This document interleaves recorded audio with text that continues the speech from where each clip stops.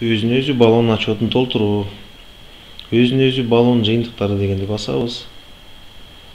Өзүбүзгө ыңгайлуу кылып экранды чоңойто алабыз могу баскычты басып. Бул жерден эми башынан баштап өзүңүз ичинен эле жазсаңыз болот. Же даяр жазылган текст даяр болсо, борттон болобу кайсы бир документтен көчүрүп келип ичине гакка киргизсеңиз болот. Анан эми ушул жерден оңдоп тууралай турган жерлери болсо, мынакей бизге жардамчылар панелде турат. Мына курсивди өзгөрт, биринчиси курсивди өзгөртсө болот. Мындай кыласызбы, мындай кыласызбы. Астын чийип белгилейм десеңиз болот, белгилеп берсеңиз болот. Абзац менен белгилеп, же болбосо ортосуна чейин жылдырып алам десеңиз, мынтсеңиз да болот, кайра артка койсо да болот.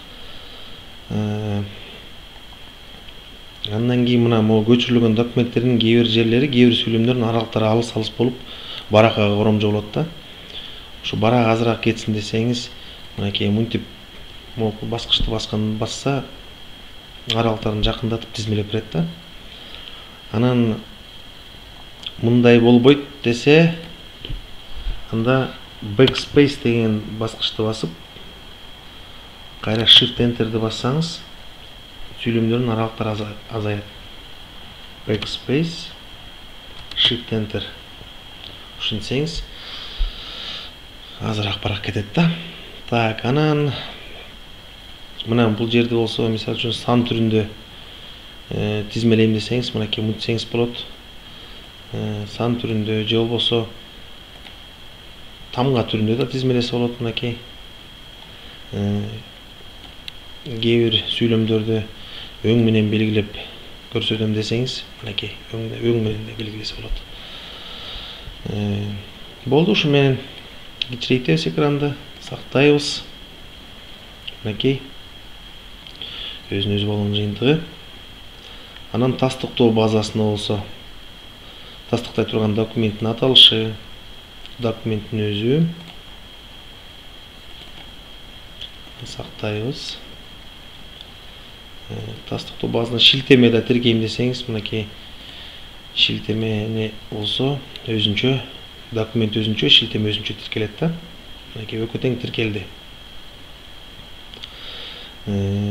Андан кийин аягында оңдоп түзөгөнгө мүмкүнчүлүк бар, мынакей жыйынтыкты. Файл же шилтеме дегенге бул жерге болсо эми кээ бир нерселерди, мисалы үчүн сүрөт түрүндө же бир таблица түрүндө көрсөтүп берем десеңер, ушул жака тиркесеңер болот да. Мисалы үчүн бир таблицаны тиркеп атасыз, тиркедиңиз дейин да. Мынакей ушинтип туруп таблицаңызды тиркедиңиз. Анан бул жеринде корутундага болсо ушу күчтүү жактарын жана алсыз жактарын белгилеп, өзүңүздүн сунушуңузду жазсаңыз болот. Анан эми мына биринчи критерий толтургандай эле, калган критерийлер деле ушундай эле. Эч кандай айырмасы жок, баары окшош.